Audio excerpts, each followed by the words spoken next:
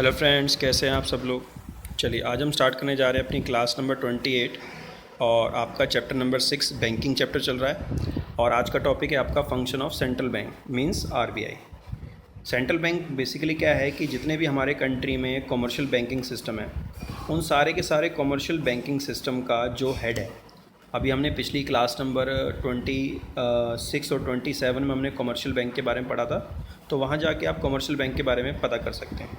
तो basically commercial bank जो है हमारी कंट्री में जितना भी कमर्शियल बैंकिंग सिस्टम है उन सारे कमर्शियल बैंक को जो हेड है, जो उनको कंट्रोल करता है, उनके ऊपर सुपरविज़न करता है, वो बैंक हमारा सेंट्रल बैंक कहलाता है, मतलब आरबीआई। तो जितने भी हमारे बैंकिंग सिस्टम में बैंक्स आते हैं उनके ऑपरेटिंग का काम, उनको रेगुलेट करना, उनको कंट्रोल करना, उन्हें डायरेक्ट करना, पूरी इंटायर बैंकिंग सिस्टम को वो अकेला एक बैंक रेगुलेट करता है, ऑपरेट करता है, जिसका नाम है आरबीआई। और आरबीआई सारी की सारी कंट्री की इंटायर बैंकिंग सिस्टम को तो कंट्रोल करता ही करता है, साथ के साथ जो हमारी कंट्री का मॉनेटरी स्ट्रक्चर है, मॉनेटरी स्ट्रक्चर मतलब जो कंट्री में करेंसी प्रिंट की जाती है या कंट्री में जो मनी सप्लाई की सिचुएशन है उसको भी वो कंट्रोल करता है कि मार्केट में कितना मनी सप्लाई हो रहा है, कितना मनी सप्लाई हमें और बढ़ाना है, मार्केट में कितनी करेंसी और प्रिंट करनी है, इसका ध्यान भी आरबीआई रखता है। तो यहाँ पर जैसे आपने देखा होगा यहाँ पर 4 शब्द लिखे हुए हैं, controls, operate, regulate and direct. मैं आपको चारों का एक करके जल्दी से मतलब बताता हूँ। कंट्रोल का मतलब होता है कि आरबीआई की गाइडलाइन के अंडर में ही सारे बैंकिंग सिस्टम को काम करना होता है। तो वो सारा बैंकिंग सिस्टम सही चल रहा है या कहीं प्रॉब्लम आ रही है, तो ये कौन देखता है? आरबीआई।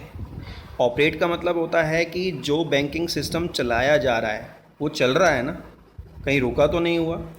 कंट्रोल में ये देखा जाता है कि एज़ पर गाइडलाइंस काम हो रहा है कि नहीं हो रहा, मतलब जो गाइडलाइंस आरबीआई ने बनाई हैं सभी बैंकिंग सिस्टम के लिए वो अकॉर्डिंग टू आरबीआई वो काम हो रहा है या नहीं हो रहा। ऑपरेट का मतलब होता है कि काम चल रहा है ना, कहीं रुका तो नहीं हुआ, कोई बैंकिंग सिस्टम में प्रॉब्लम तो नहीं आ रही।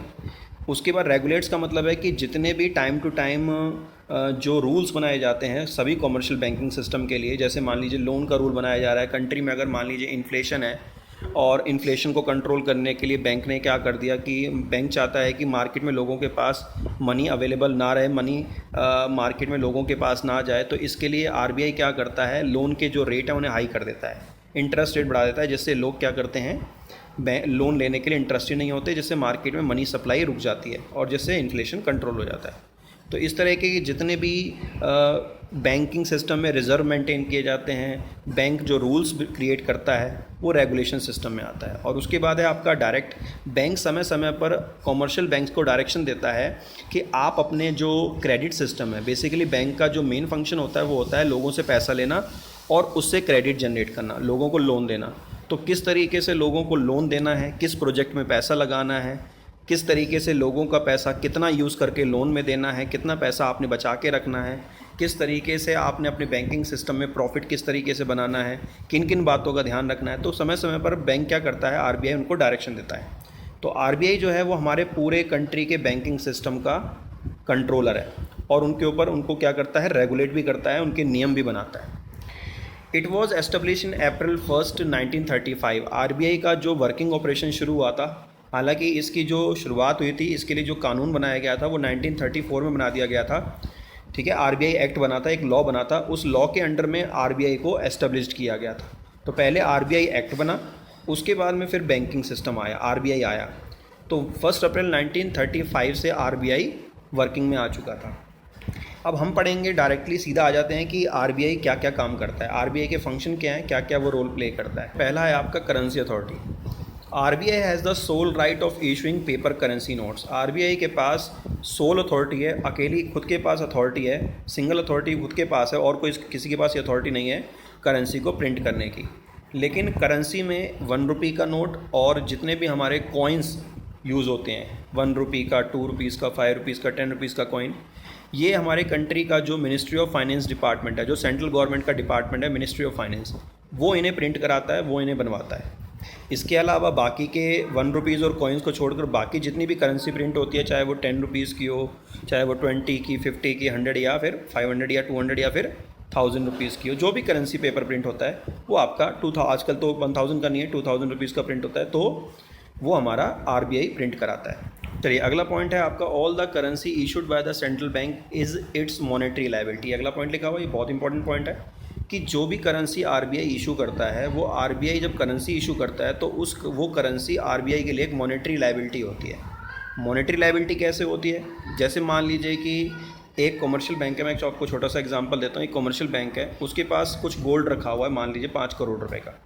अब वो गोल्ड जो है वो कमर्शियल बैंक ने आरबीआई को दे दिया कि भाई ये गोल्ड है, ये गोल्ड आप ले लो और इसके बदले में मुझे करेंसी दे दो। तो आरबीआई ने वो करेंसी उसको दे दी। और गोल्ड किसने ले लिया? आरबीआई ने ले लिया, क्योंकि गोल्ड जो है ना वो आरबीआई के काम आता है आगे इंटरनेशनल ट्रेड वगैरह करने में या फॉरेन करेंसी एक्सचेंज वगैरह करने में काम आता है। तो मान लीजिए कमर्शियल बैंक ने आरबीआई को गोल्ड दे दिया और आरबीआई ने कमर्शियल बैंक को पैसा दे दिया। अब उस पैसे पर आपने देखा होगा करेंसी के ऊपर लिखा होता है कि I promise you to pay the sum amount in the currency to the bearer. मतलब ये नोट जिसके पास भी होगा उसे मैं ये पैसा वापस करने के लिए तैयार हूँ, जितना उस नोट में, उस करेंसी में वो पैसा लिखा हुआ है।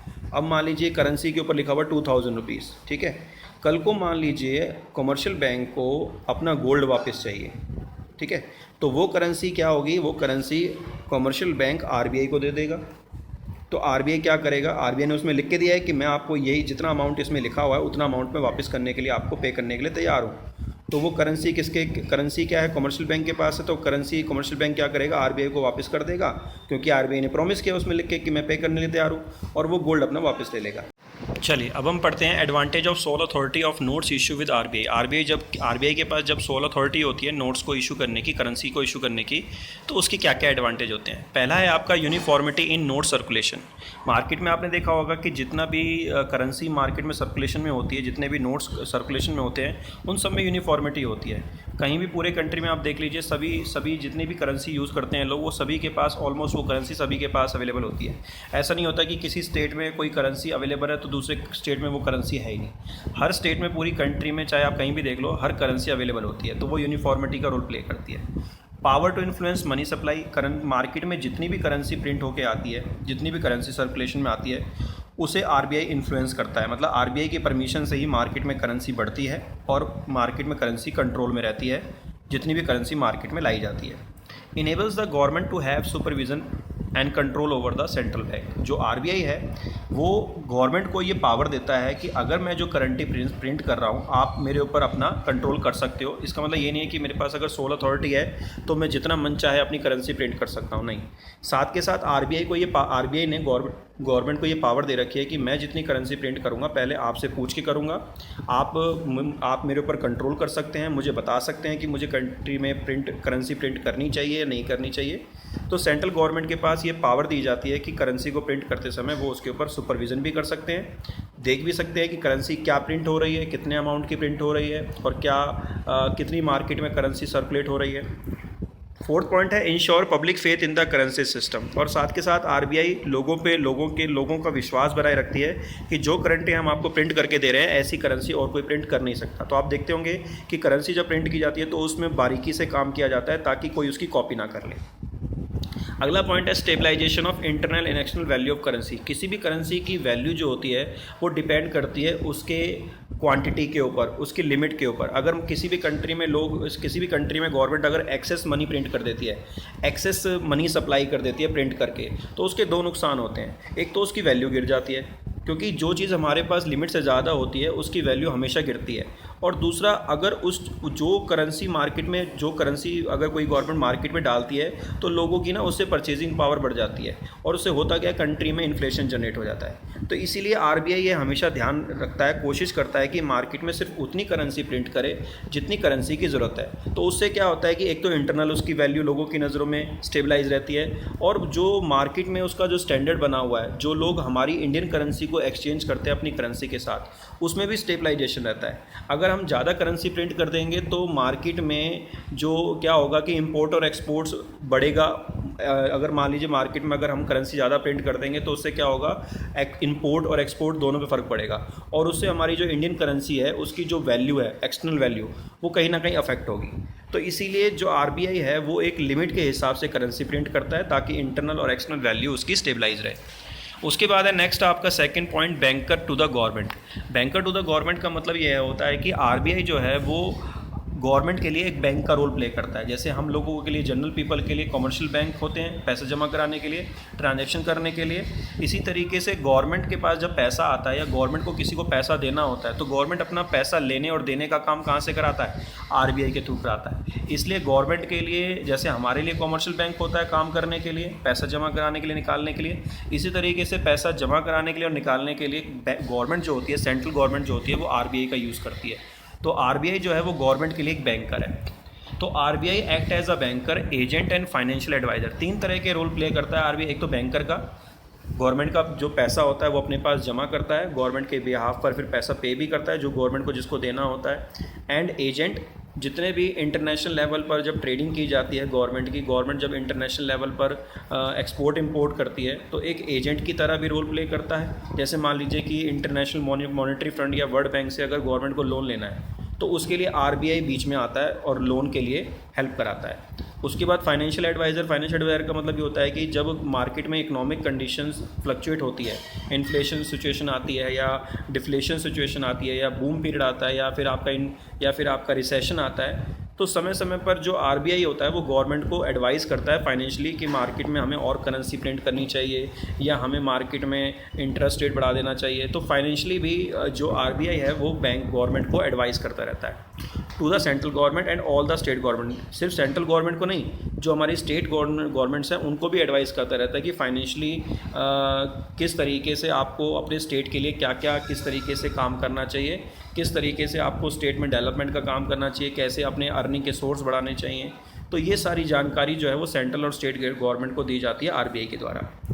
तो RBI as a banker it carries out all banking business of the government. Government के जितने भी बिजनेस चल रहे होते हैं उन बिजनेस से गवर्नमेंट के पास जितना भी पैसा आना होता है या जाना होता है तो उन सारी बिजनेस एक्टिविटीज़ को आरबीआई देखता है गवर्नमेंट की।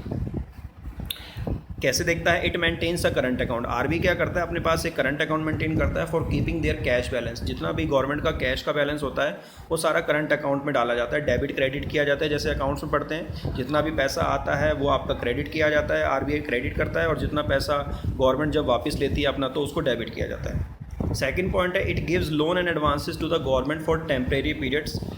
आरबीआई क्या करता है? टाइम टू टाइम गवर्नमेंट को लोन देता है, एडवांस भी देता है। लोन का मतलब हो गया लॉन्ग टर्म पर्पज़ के लिए जब पैसा दिया जाता है तो उसको हम लोन बोलते हैं, और जब शॉर्ट टर्म पर्पज़ के लिए मतलब 1 साल तक के लिए, 1 साल से ज़्यादा के लिए अगर पैसा दिया जाए तो वो लोन का फॉर्म बन जाता है, और अगर 1 साल से कम के लिए अगर किसी को पैसा दिया जाता है तो वो एडवांस कहलाता है। ठीक है। और जो लोन होता है उस पर ज़्यादातर हम क्या करते हैं? इंटरेस्ट चार्ज करते हैं, और जो एडवांस होता है उस पर भी इंटरेस्ट चार्ज किया जाता है, लेकिन जो लोन होता है उस पर इंटरेस्ट का रेट थोड़ा हाई होता है और एडवांस पे थोड़ा इंटरेस्ट का रेट थोड़ा कम होता है। एडवांस, किसी भी पर्सन को एडवांस देने के लिए हमें बेसिकली सिक्योरिटी का यूज़ करना पड़ता है, और लोन के लिए बेसिकली हमें कई बार सिक्योरिटी की ज़रूरत नहीं होती। तो टेम्परेरी पर्पज़ के लिए आरबीआई जो है वो गवर्नमेंट को लोन देता रहता है। The government borrows money by selling treasury bill to the central bank. और जब आरबीआई गवर्नमेंट से लोन लेता है तो उस लोन के बदले में वो क्या करता है? सेंट्रल बैंक को, आरबीआई को अपनी ट्रेजरी बिल दे देता है, मतलब सिक्योरिटी के तौर पर उन्हें डॉक्यूमेंट दे देता है, बॉन्ड दे देता है, कॉन्ट्रैक्ट कर लेता है उनके साथ कि भाई ये पैसे मैं आपसे ले रहा हूँ और कुछ समय के बाद ये पैसे मैं आपको लौटा दूंगा। थर्ड पॉइंट है, it accepts receipt and makes payment for the government and carries out exchange remittance. इसके अलावा बैंक क्या करता है? जितनी भी गवर्नमेंट के पास रिसिप्ट्स आती हैं टैक्सेस की फॉर्म में, वो रिसिप्ट्स कैरी करता है, और गवर्नमेंट्स की जितनी भी पेमेंट्स होती हैं, जो गवर्नमेंट डेवलपमेंट एक्सपेंडिचर करता है, इकोनॉमिक एक्सपेंडिचर करता है, जितने भी गवर्नमेंट खर्चे करता है वो भी आरबीआई के थ्रू किया जाता है। And carries out exchange remittance. Exchange remittance का मतलब जब गवर्नमेंट इंटरनेशनल लेवल पर मनी बोरो करता है या इंटरनेशनल लेवल पर कोई लोन लेता है तो उसकी जो पेमेंट की जाती है, ठीक है, वो पेमेंट भी क्या करता है? आरबीआई करता है। और जितना भी एक्सचेंज रेमिटेंस का काम होता है, मान लीजिए गवर्नमेंट को इंटरनेशनल करेंसी चाहिए, किसी दूसरी कंट्री की करेंसी चाहिए, तो वो करेंसी को लेने में भी आरबीआई क्या करता है? मैं मदद करता है एक्सचेंज कराने में या रेमिटेंस कराने में। मान लीजिए कि गवर्नमेंट को यूएसए को, अमेरिका को कुछ पेमेंट करनी है, ठीक है, तो गवर्नमेंट क्या करती है? आरबीआई की हेल्प से उस रेमिटेंस को करने में मदद करती है, मतलब पेमेंट करने में मदद करती है जो इंटरनेशनल लेवल पर पेमेंट की जाती है। उसके बाद है कुछ पॉइंट्स और हैं। As an agent the central bank also has the responsibility of managing the public डेब्ट। जितना भी गवर्नमेंट ने लोगों से कर्ज लिया होता है, जितना भी डोमेस्टिकली गवर्नमेंट ने लोगों से पैसा लिया होता है कर्ज की फॉर्म में, डेब्ट की फॉर्म में, उस डेब्ट को भी आरबीआई मेंटेन करता है। जो लोगों का पैसा लौटाना होता है, लोगों को इंटरेस्ट देना होता है, ये सारा काम गवर्नमेंट के बिहाफ पर आरबीआई करता है करंट अकाउंट के थ्रू।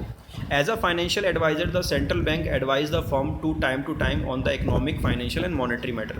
और टाइम टू टाइम जो आरबीआई होता है, जो आरबीआई गवर्नमेंट के लिए एक एडवाइज़र के तौर पर जितनी भी कंट्री की इकोनॉमिक कंडीशन है, इन्फ्लेशन या डिफ्लेशन आ रहा है, फाइनेंशियल पोजीशन है कि गवर्नमेंट को फ़ंड की अवेलेबिलिटी कहाँ से हो सकती है, गवर्नमेंट को फ़ंड अगर फ़ंड की कमी पड़ रही है तो गवर्नमेंट किस सोर्स से फ़ंड को जनरेट कर सकता है। मॉनेटरी मैटर्स मतलब कंट्री में कितना मनी सप्लाई की सिचुएशन क्या चल रही है, कंट्री में हमें मनी सप्लाई और करनी चाहिए या नहीं करनी चाहिए।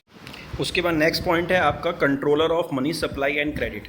मार्केट में जितना भी करेंसी सर्कुलेशन में रहती है, मार्केट में, सोसाइटी में, उसमें कंट्री की इकोनॉमी में जितनी भी मनी सप्लाई सर्कुलेशन में रहती है, और जितना भी कॉमर्शियल बैंक या लोगों को लोन देता है या आरबीआई कॉमर्शियल बैंक को लोन देता है, आरबीआई का कॉमर्शियल बैंक को लोन देना या कॉमर्शियल बैंक का लोगों को लोन देना, तो जो क्रेडिट फैसिलिटी होती है इकोनॉमी में, उसके ऊपर भी जो आरबीआई है वो कंट्रोल करता है। चाहे आरबीआई खुद लोन दे कॉमर्शियल बैंक को या कॉमर्शियल बैंक लोगों को लोन दे, इन दोनों चीज़ों के ऊपर आरबीआई का कंट्रोल रहता है।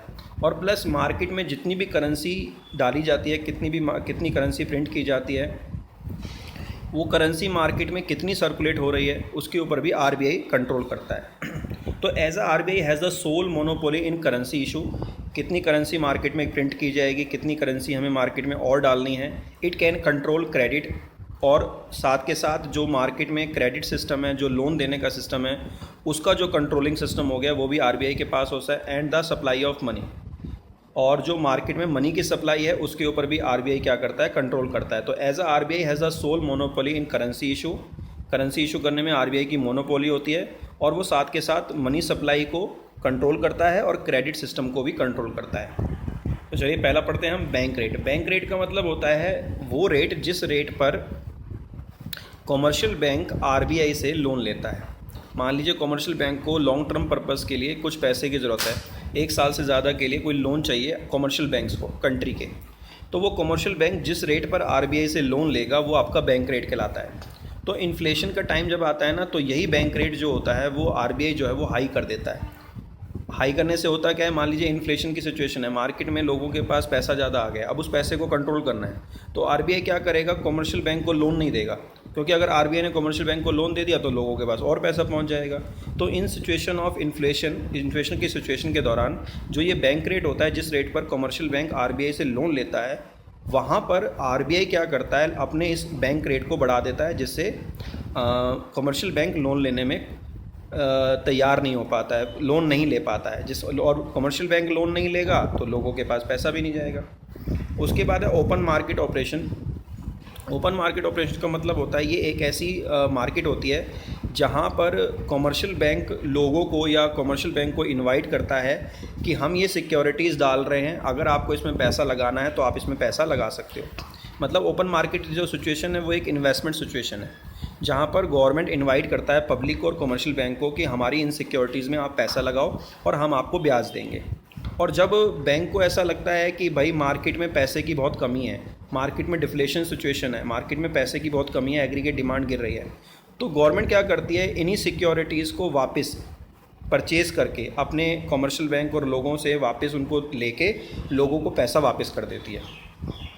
तो ओपन मार्केट सिचुएशन भी तभी यूज़ की जाती है जब इन्फ्लेशन और डिफ्लेशन की सिचुएशन होती है। अगर इन्फ्लेशन की सिचुएशन है तो ओपन मार्केट को यूज़ किया जाता है, और डिफ्लेशन की सिचुएशन है तो ओपन मार्केट में के ज़रिए जो बैंक ने पैसा लिया होता है लोगों से और कमर्शियल बैंक से, वो बैंक उनको वापस लौटा देता है।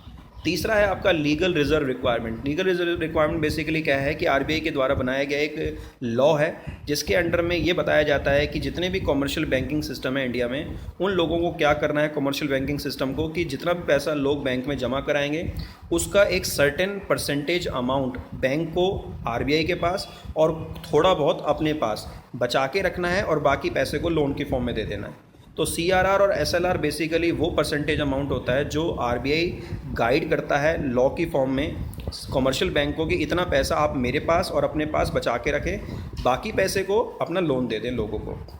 वो होता है लीगल रिजर्व रिक्वायरमेंट। चौथा है आपका मार्जिन रिक्वायरमेंट। मार्जिन रिक्वायरमेंट का मतलब होता है कि जब कॉमर्शियल बैंक अपनी किसी भी पार्टी को, इन्वेस्टर को या फर्म को या इंडिविजुअल पर्सन को लोन देता है, तो लोन के बदले में जो उनसे वो सिक्योरिटी गिरवी रखवाता है, तो सिक्योरिटी का अमाउंट, जैसे मान लो किसी को आपने 10 लाख का लोन दे दिया कमर्शियल बैंक ने अपने कस्टमर को, और 10 लाख के बदले में उन्होंने 15 लाख की प्रॉपर्टी गिरवी रख ली, तो जो ये सिक्योरिटी का और जो अमाउंट लेंड करने का, जो लोन देने का अमाउंट है, उसका जो बीच का डिफरेंस होता है वो होता है मार्जिन रिक्वायरमेंट। तो मार्जिन रिक्वायरमेंट जो होता है ना, वो भी आरबीआई डिसाइड करता है कि इतनी सिक्योरिटी के बदले में आप इतना लोन दीजिए। उसके बाद है रेपो रेट। रेपो रेट का मतलब होता है the rate at which the central bank of a country lends money to the commercial bank to meet their short term requirement. एक तो मैंने पढ़ा था लॉन्ग टर्म रिक्वायरमेंट, तो दो तरह की रिक्वायरमेंट होती है कमर्शियल बैंक को, एक लॉन्ग टर्म के लिए, एक शॉर्ट टर्म के लिए। लॉन्ग टर्म के लिए जो लोन चाहिए होता है कमर्शियल बैंक को आरबीआई से, वो तो होता है बैंक रेट, और जो शॉर्ट टर्म के लिए लोन चाहिए होता है उस पर जो इंटरेस्ट लगाया जाता है आरबीआई के द्वारा, सेंट्रल बैंक के द्वारा, वो होता है रेपो रेट। तो रेपो रेट जो होता है वो डिसाइड करता है कि short term loan commercial bank को आरबीआई से मिलेगा या नहीं मिलेगा। तो रेपो रेट जो होता है वो रेट होता है जिस रेट पर कमर्शियल बैंक आरबीआई से शॉर्ट टर्म पर्पस के लिए लोन लेता है आरबीआई से। अगर लॉन्ग टर्म के लिए ले रहा है तो फिर वो बैंक रेट हो जाएगा। रेपो रेट के अपोजिट में जो होता है वो होता है reverse repo rate. Reverse repo rate वो रेट होता है जिस रेट पर आरबीआई कॉमर्शियल बैंक से लोन लेता है। मान लीजिए कि कॉमर्शियल बैंक ने, आरबीआई जो है उसको लोन की ज़रूरत है, हालांकि आरबीआई को लोन की ज़रूरत नहीं होती। आरबीआई रिवर्स रेपो रेट को तब यूज़ करता है जब मार्केट में बहुत पैसा होता है। जब मार्केट में पैसा बहुत होता है कॉमर्शियल बैंक के पास, और आरबीआई ये नहीं चाहता कि ये पैसा लोगों के पास पहुंचे जिससे मार्केट में इन्फ्लेशन बढ़ सकता है, तो आरबीआई क्या करता है, रिवर्स रेपो रेट को बढ़ा देता है। रिवर्स रेपो रेट का मतलब होता है कि ज़्यादा से ज़्यादा ब्याज देने के लिए तैयार हो जाता है आरबीआई कॉमर्शियल बैंक को कि आप हमें पैसा दे दो अपना सारा, हम आपको ज़्यादा से ज़्यादा ब्याज देंगे। तो रिवर्स रेपो रेट एक लालच होती है, एक ब्याज की लालच होती है कॉमर्शियल बैंक के लिए कि कॉमर्शियल बैंक अपना पैसा लोगों को ना देकर आरबीआई को दे दे, जिससे मार्केट में मनी सप्लाई कंट्रोल हो जाए और लोगों के हाथों में पैसा ज़्यादा ना बढ़े, ना परचेजिंग पावर ज़्यादा आए। तो RBI use of this tool when it feels that there is excess money supply in the banking system. जब आरबीआई को लगता है कि बैंकिंग सिस्टम में बहुत ज़्यादा पैसा बैंकों में पड़ा हुआ है, तो वो पैसा लोगों के पास ना पहुँचे, तो आरबीआई रिवर्स रेपो रेट का इस्तेमाल करता है इसमें। चलिए अगला पॉइंट है आपका बैंकर्स बैंक एंड सुपरवाइज़र। इसका मतलब ये है बैंकर्स बैंक एंड सुपरवाइज़र का कि जितने भी हमारे कंट्री में कॉमर्शियल बैंकिंग सिस्टम है, जितने भी हमारे कंट्री में कॉमर्शियल बैंक हैं, उन सारे के सारे कॉमर्शियल बैंक को जो सुपरवाइजिंग करता है वो आरबीआई करता है। सुपरवाइजिंग का मतलब निगरानी रखता है कि पूरा बैंकिंग सिस्टम सही ढंग से चल रहा है या नहीं चल रहा। और साथ के साथ जितने भी कॉमर्शियल बैंक्स का जो अपना पैसा है, जितना भी कॉमर्शियल बैंक के पास पैसा है, उस पैसे को आरबीआई संभाल के रखता है अगर कॉमर्शियल बैंक चाहता है तो इसका मतलब जैसे मान लीजिए एज अ कस्टमर मुझे अपना पैसा कहाँ जमा कराना पड़ेगा। अगर मैं एक कस्टमर हूँ तो मैं अपना जनरली आम कॉमन पीपल, जनरल पब्लिक की मैं इन्वॉल्व होता हूँ, तो अगर मुझे अपना पैसा जनरल पब्लिक की तरह मैं अपना पैसा कहाँ लेके जाऊँगा, बैंक में लेके जाऊँगा। बैंक अपना पैसा कहाँ लेके जाएगा, बैंक अपना पैसा कहाँ लेके जाएगा, आरबीआई के पास लेके जाएगा। तो आरबीआई जो है वो सारे बैंकिंग सिस्टम का बैंक है। तो जैसे कॉमर्शियल बैंक को अपना पैसा आरबीआई के पास जमा कराना पड़ता है, हमें अपना पैसा कॉमर्शियल बैंक के पास जमा कराना पड़ता है। हमारे लिए कॉमर्शियल बैंक एक बैंक है, हमारे लिए हमारा बैंकर कौन है, कॉमर्शियल बैंक। तो सारे कॉमर्शियल बैंकिंग सिस्टम का जो बैंकर है वो आरबीआई है। तो आरबीआई बेसिकली एक बैंकर की तरह, सारे कॉमर्शियल बैंकिंग सिस्टम के बैंकर की तरह एक 3 रोल प्ले करता है। 3 फंक्शंस होते हैं उसके, 3 तरह के फंक्शन रोल प्ले करता है। पहला है आपका कस्टडियन ऑफ कैश रिजर्व। जितना भी कॉमर्शियल बैंकिंग सिस्टम में कस्टमर के जमा कराए गए पैसे का मिनिमम अमाउंट बैंक अपने पास सेव करके रखता है रिजर्व की फॉर्म में, वो आरबीआई के पास रहता है, जो सीआरआर की फॉर्म में रहता है। एक एसएलआर भी होता है, वो एसएलआर जो होता है वो बैंक अपने पास रखता है मिनिमम अमाउंट कस्टमर के जमा कराए गए पैसे का। जैसे मान लीजिए कि कस्टमर ने बैंक में 10,000 रुपये जमा कराया, तो 10,000 में से मान लीजिए 10,000 में से 1,500 रुपये आरबीआई रखेगा अपने पास, कॉमर्शियल बैंक जमा करा देगा आरबीआई के पास, 1,500 रुपये बैंक अपने पास रखेगा, बाकी के 7,000 रुपये का बैंक लोन दे देगा। तो जो सीआरआर होता है वो कॉमर्शियल बैंक के द्वारा कस्टमर का जमा कराए गए पैसे का एक पार्ट होता है। दूसरा है lender of the last resort. जब कमर्शियल बैंक को अपनी टाइट सिचुएशन में, मान लीजिए कमर्शियल बैंक की सिचुएशन टाइट चल रही है, किसी भी कमर्शियल बैंक की फंड की अवेलेबिलिटी नहीं है उसके पास, या फंड की कमी हो गई अपने खर्चों को पूरा करने के लिए, तो वो क्या करता है, दूसरे बैंक से मदद लेता है। जब उसे किसी भी बैंक से मदद नहीं मिलती तो लास्ट ऑप्शन उसके पास आरबीआई बच जाता है। तो यहाँ पर जो लास्ट रिजॉर्ट लिखा हुआ है ना, उसका मतलब है आरबीआई। लास्ट रिजॉर्ट मतलब लास्ट ऑप्शन। तो कमर्शियल बैंक के लिए फंड की अरेंजमेंट के लिए जो लास्ट ऑप्शन होता है वो होता है आरबीआई, और आरबीआई उसकी लॉन्ग टर्म और शॉर्ट टर्म नीड्स दोनों को पूरा करता है बैंक रेट के ज़रिए और रेपो रेट के ज़रिए। उसके बाद है क्लियरिंग हाउस। कमर्शियल बैंक जो होता है वो अपना बहुत सारा पैसा आरबीआई के पास बचा कर रखता है। अब मान लीजिए कि कमर्शियल बैंक के पास बहुत सारे चेक्स आ गए अपने कस्टमर के पेमेंट करने के लिए, और कमर्शियल बैंक के पास एक पर्टिकुलर टाइम पर इतना पैसा अवेलेबल नहीं है, तो कमर्शियल बैंक क्या करता है, अपने कस्टमर के सारे चेक्स की पेमेंट आरबीआई से करवा लेता है। कमर्शियल बैंक क्या करता है, वैसे हर कमर्शियल बैंक का अपना एक क्लियरिंग हाउस होता है जहाँ पर सारे चेक्स जाते हैं और वो चेक्स क्लियर हो जाते हैं कस्टमर की पेमेंट करने के लिए। लेकिन जब कमर्शियल बैंक का क्लियरिंग हाउस सिस्टम थोड़ा टाइट होता है तो कमर्शियल बैंक अपने सारे कस्टमर की चेक्स जो है वो आरबीआई को भेज देता है, और आरबीआई जो है जो कमर्शियल बैंक का जो आरबीआई के पास अकाउंट होता है, आरबीआई कमर्शियल बैंक के अकाउंट से वो पैसा काट के चेक की पेमेंट कर देता है कुछ सिचुएशन में जब कमर्शियल बैंक के पास पैसा नहीं होता। चलिए, अगला पॉइंट है आपका custodian of foreign exchange reserve.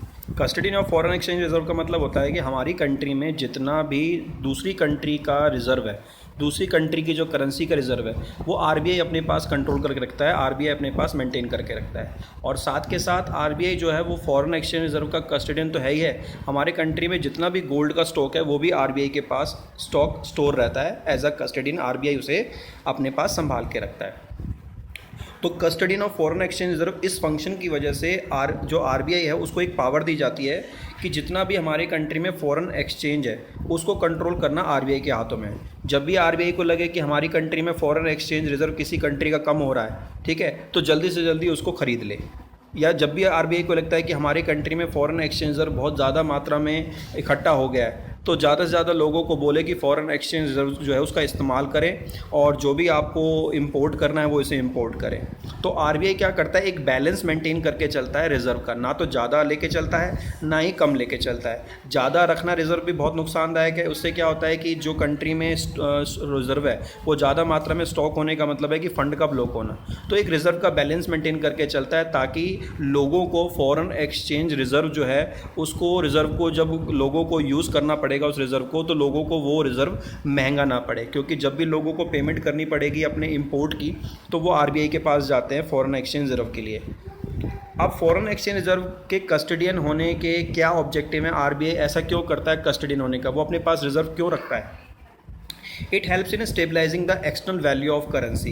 इसका मतलब ये है कि जो हमारे कंट्री में जो मान लीजिए एक एग्जांपल ले लेते हैं हम यूएसए का डॉलर का, मान लीजिए कि हमारे कंट्री में डॉलर की कमी हो जाती है, ठीक है, और डॉलर की डिमांड हमारे कंट्री में बढ़ जाती है, कमी हो गई है और डिमांड भी डॉलर की बढ़ गई है, तो उस केस में क्या होगा कि हमारे जो करेंसी की वैल्यू है वो डेप्रिशिएट होना शुरू हो जाएगी। क्योंकि जब हम दूसरी कंट्री की करेंसी की डिमांड करते हैं और हमारे पास उस कंट्री की करेंसी नहीं होती और हम डिमांड पर डिमांड करते जाते हैं, तो उस केस में जो हमारी करेंसी की वैल्यू है वो डेप्रिशिएट होना शुरू हो जाती है। और अगर हम अपनी कंट्री में दूसरी कंट्री के रिजर्व को पहले से ही मेंटेन करके चलेंगे तो हमारी करेंसी की जो वैल्यू है वो डेप्रिशिएट नहीं होगी, वो बैलेंस रहेगी। तो इसीलिए जब भी हमारी करेंसी की वैल्यू दूसरी कंट्री के मुकाबले उसकी वैल्यू मेंटेन रहती है, तो उससे हमारी कंट्री के जो कस्टमर हैं, हमारी कंट्री के जो इंपोर्टर हैं, जो इंपोर्ट करना चाहते हैं दूसरी कंट्री से, उनको फॉरेन एक्सचेंज रिजर्व को एक्सचेंज कराने में प्रॉब्लम नहीं आती। अगला है it helps in pursuing a coordinated policy towards the balance of payment situation of the country. Country की जो बैलेंस ऑफ पेमेंट की सिचुएशन है, बैलेंस ऑफ पेमेंट का मतलब होता है कि जो कंट्री को इंटरनेशनल लेवल पर पेमेंट करनी है इंपोर्ट और एक्सपोर्ट की वजह से, जो कंट्री में इंपोर्ट और एक्सपोर्ट होता है उसकी वजह से जो एक कंट्री को दूसरी बाहर की कंट्रीज़ को जो पेमेंट करनी होती है, उस पेमेंट का भी आरबीआई जो है वो समय समय पर उसको ध्यान करता है, उसको फॉलो करता है कि मुझे बाहर की कंट्री को इतनी पेमेंट करनी है गवर्नमेंट के बिहाफ पर। तो उसका ध्यान भी आरबीआई रखता है अपने पास कि मुझे इतना रिज़र्व मेंटेन करके चलना है ताकि मैं अपने पास रिज़र्व जो मेरे पास रखे हुए हैं उसका मैं अपने कंट्री के लोगों के लिए भी बचा के रखूं और अपनी खुद की भी इंपोर्ट एक्सपोर्ट की जो पेमेंट है उसको भी मेंटेन करके चल सकूं। तो ये है आपका custodian of foreign exchange reserve, जो एक आरबीआई बैंक हमारी कंट्री, हमारी गवर्नमेंट के बिहाफ पर अपने पास रिज़र्व मेंटेन करके रखता है। तो आज का जो ये टॉपिक हमने पढ़ा that is class number 28 function of central bank. Thank you. Subscribe now and press the bell icon. Never miss an update.